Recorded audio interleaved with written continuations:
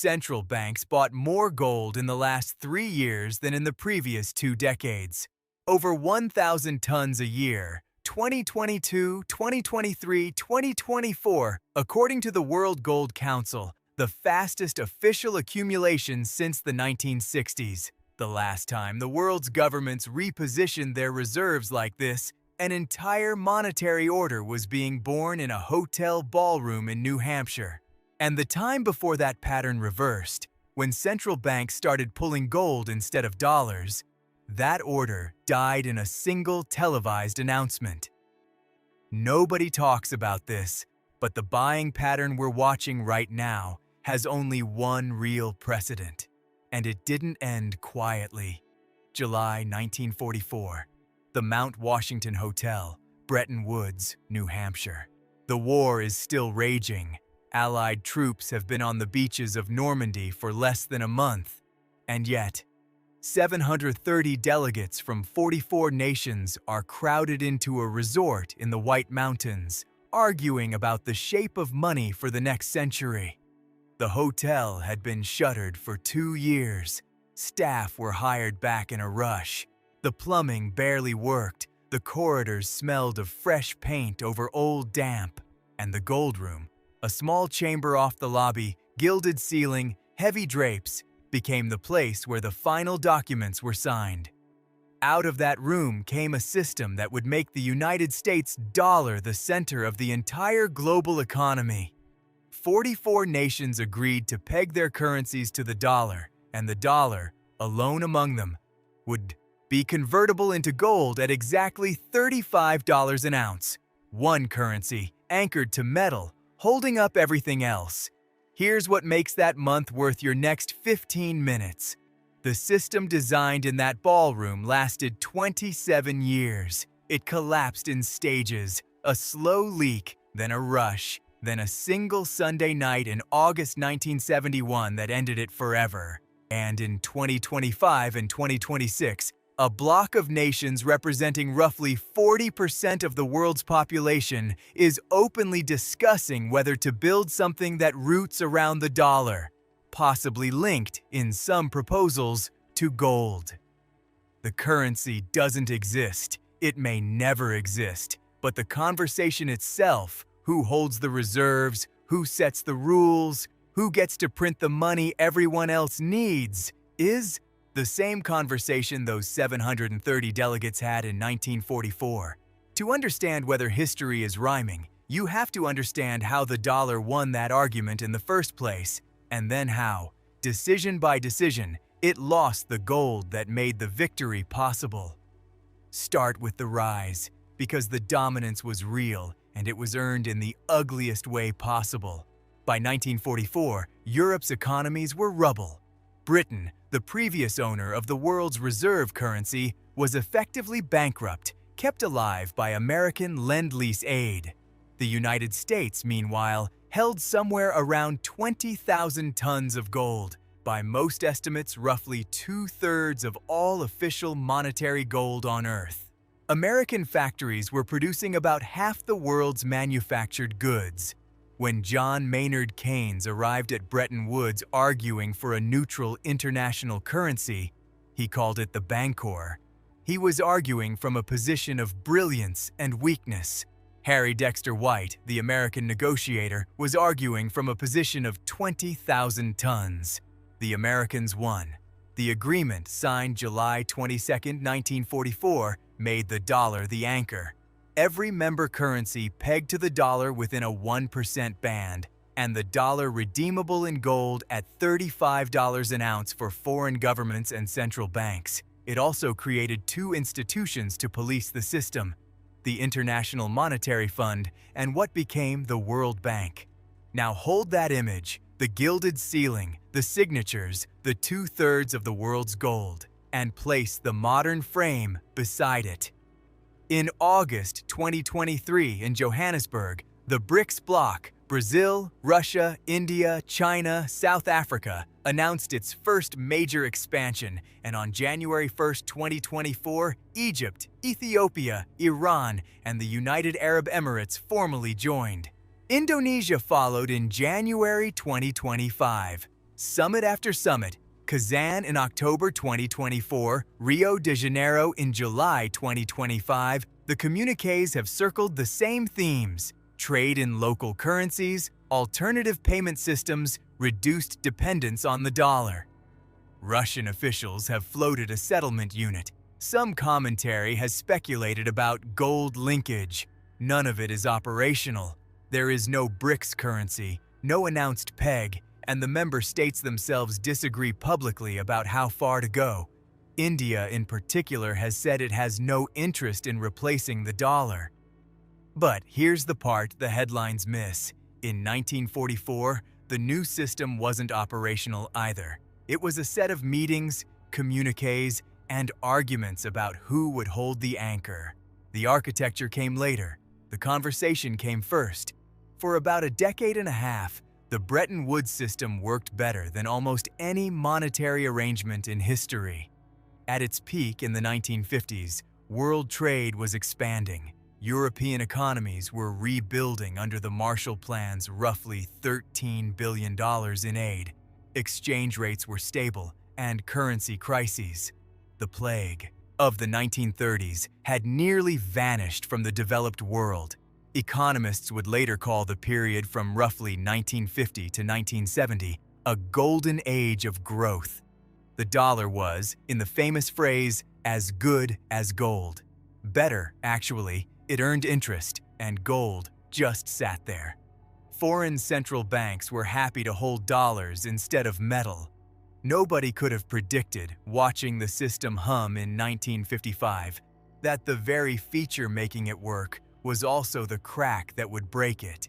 Because here's the flaw, and a Belgian-American economist named Robert Triffin stood in front of the United States Congress in 1960 and explained it out loud. For the world economy to grow, it needed more dollars. Dollars to settle trade, dollars to hold as reserves. The only way those dollars could get out into the world was for the United States to spend more abroad than it earned, to run deficits. But every dollar that piled up in a foreign vault was a claim on American gold at $35 an ounce. The more dollars circulated, the thinner the gold coverage became. The system required the United States to undermine its own anchor in order to function. Economists call it the Triffin dilemma. Picture the gold room as exactly what its name says, a room with one door and a fixed amount of gold inside, while the hotel above it keeps adding floors. Every new floor is another set of keys to that same door. The building grows, the room doesn't. Eventually, someone counts the keys, counts the gold, and does the arithmetic. The arithmetic arrived right on schedule. By 1960, foreign dollar holdings had grown so large that, for the first time, dollars held abroad exceeded the value of the American gold stock backing them. The keys outnumbered the gold, and the warning signs stacked up from there. 5 decisions, each one defensible alone, lethal together. First, Washington kept running the deficits. Military spending abroad, then the costs of the Vietnam War escalating sharply after 1965, alongside expanded domestic programs. Dollars flooded outward and were not matched by gold coming in. Second, in October 1960, the London gold price spiked to around $40 an ounce, well above the official $35, and instead of treating that as a verdict, the major powers treated it as a nuisance. In 1961, they formed the London Gold Pool, the United States and 7 European nations pooling reserves to sell gold into the market and force the price back to $35. They chose to fight the price rather than fix the imbalance. Third, the United States kept the $35 peg sacred even as inflation eroded it. The price had been set in 1934, and by the mid-1960s it was visibly, mathematically stale. Fourth, capital controls and accounting games. The interest equalization tax of 1963, pressure on allies not to redeem, papered over the leak instead of plugging it. Fifth, and most human, everyone in charge assumed someone else would blink first. Sound familiar? Because in 2022, After sanctions froze roughly $300 billion of Russian central bank reserves, central banks around the world looked at their own dollar holdings and started asking a quiet question. What is a reserve worth if it can be switched off? The IMF's own data shows the dollar's share of global foreign exchange reserves drifting down from about 71% in 1999 to somewhere near 57 to 58% by 2024. Still dominant, but the lowest in roughly 3 decades. And the gold buying, over 1,000 tons annually for 3 straight years, with the People's Bank of China, Poland, Turkey, and India among the steady reported buyers, is the modern echo of European central banks in the 1960s, quietly preferring metal to paper claims. Not a panic, a preference. That's how it started last time too. One man refused to be quiet about it. Charles de Gaulle, president of France, gave a press conference in February 1965 in which he called for a return to the discipline of gold and attacked what his finance minister famously labeled America's exorbitant privilege, the ability to pay for deficits with money only America could print. And France didn't just talk. Through the mid-1960s, the French government systematically converted its dollar reserves into gold, by some accounts sending naval vessels and aircraft across the Atlantic to carry the bullion home to Paris. Picture the basement of the Federal Reserve Bank of New York, 80 feet below the streets of Manhattan, where much of the world's official gold sat in country-labeled compartments behind a 90-ton steel cylinder door. For years, settling accounts meant forklifts moving pallets of bars a few feet, out of one nation's cage into another's, the fluorescent light flat on the metal, each bar around 400 ounces, 27 pounds of weight per bar in a handler's gloved grip. Now the bars weren't crossing the room, they were leaving the building. France pulled out of the gold pool in 1967. The polite fiction was ending. Then came the collapse, and once it started, it moved on a timeline you can read like a countdown. November 1967. Britain devalues the pound by 14%, from $2.80 to $2.40, and the devaluation of the EU system's second currency sends speculators straight at the first. The London gold pool starts hemorrhaging. In the final months, it was losing gold at a pace that contemporary accounts put in the hundreds of tons, with the worst single days seeing demand so heavy the U.S. Air Force flew gold from Fort Knox to London to keep the sales going. March 14, 1968. The pool sells off so much in one day that the members capitulate. The London gold market closes for 2 weeks. When it reopens, the official $35 price exists only between governments. The free market price floats above it. The pool is dead after 7 years. The anchor is now a fiction, maintained by mutual agreement not to test it. The testing came anyway.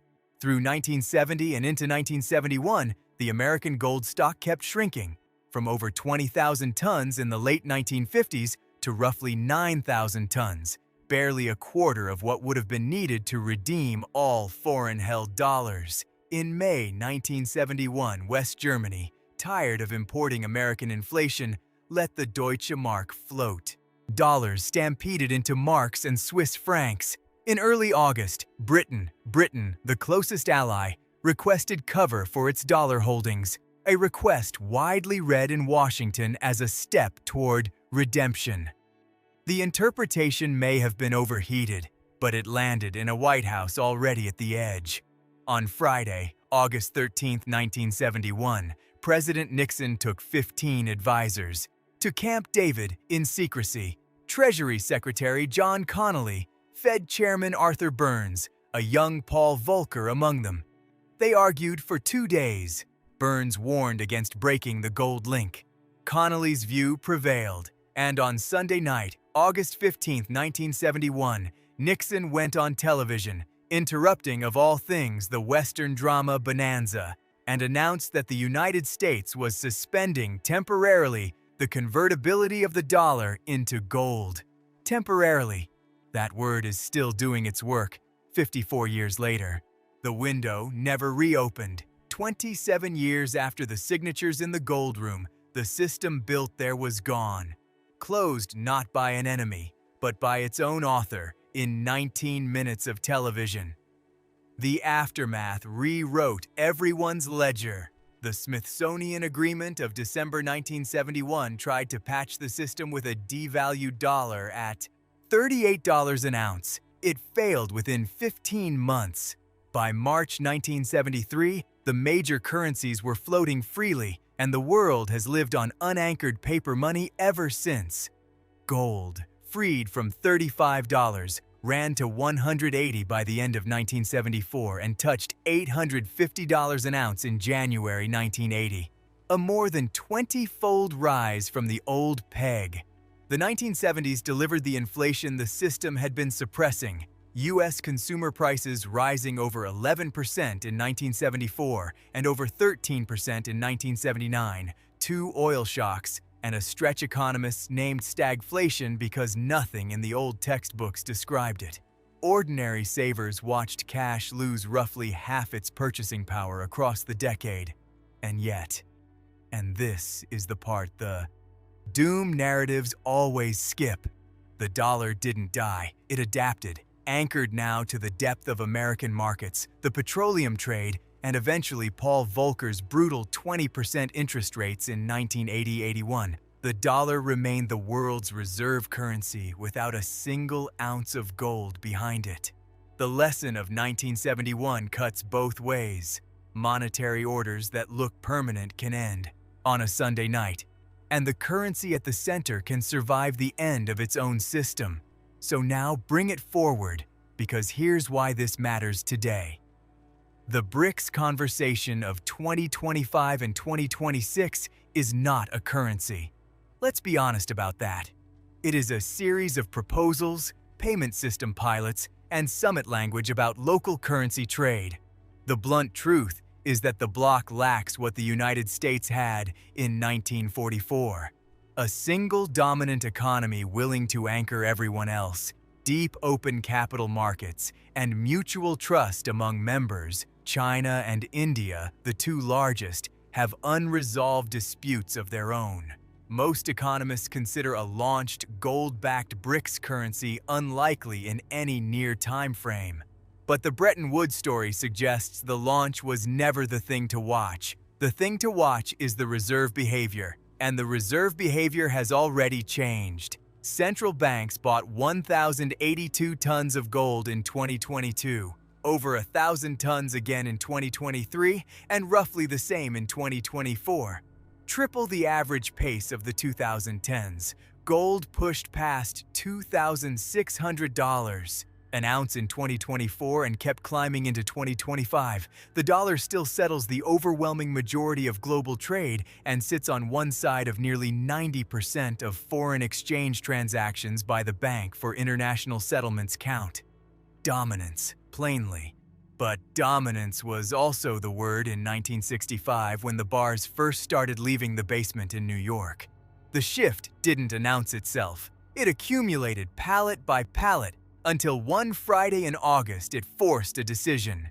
Quick aside, I've stood outside that hotel in New Hampshire, and the strange thing is how small the gold room is. The room where the world's money was redesigned would fit inside a suburban living room. World orders don't need big rooms, they need a moment when enough people stop believing the old arithmetic. None of this tells you what to do with your savings, and it shouldn't. This channel reads ledgers, it doesn't write yours. What history does say is narrower and harder. Reserve systems end not when a rival launches something better, but when the incumbent's own arithmetic stops closing, when the claims outnumber the anchor, and the holders quietly start preferring the anchor itself. In 1944, the anchor was American gold, and the world signed on. By 1971, the claims had outrun it, and the world floated.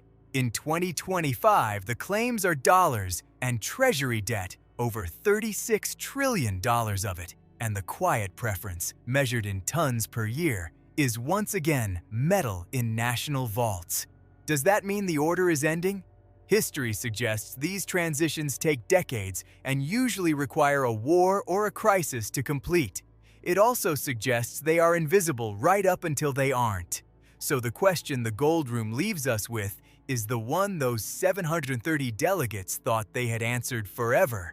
Who holds the anchor when the world stops agreeing on whose paper to trust? And would we even notice the moment the answer changed? If you want to see what happens when a reserve currency actually loses the crown, how sterling went from ruling world trade to begging the IMF for a bailout in 1976, watch the next video, because Britain already lived the ending everyone now argues about.